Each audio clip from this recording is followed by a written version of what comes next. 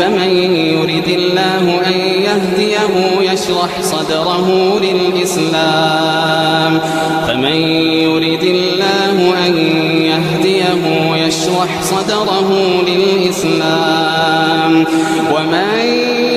أن يضله